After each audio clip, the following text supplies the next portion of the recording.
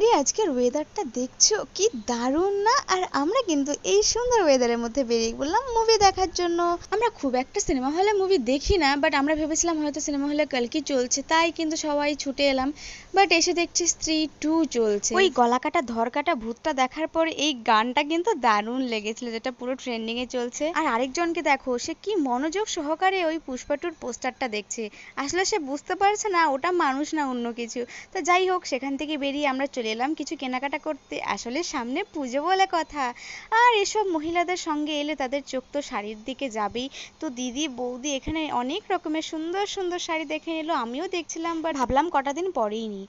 তারপর চলে এলাম কিছু ফল নিতে। আরে বাড়ি থেকে বেরোবো, একটু ফল না নিলে হয়? কেনাকাটা করতে করতে আমাদের এত খিদে পেয়ে গেছিল যে আমাদের আর তর সইছিল না। তারপর চলে এলাম একটা রেস্টুরেন্টে বিরিয়ানি খাওয়ার জন্য। আর আমরা দুজন কিন্তু অপেক্ষা করছি কখন বিরিয়ানিটা আসবে। তো আমরা বিরিয়ানিটা খাই, আর তোমরা ততক্ষণে সাবস্ক্রাইব করে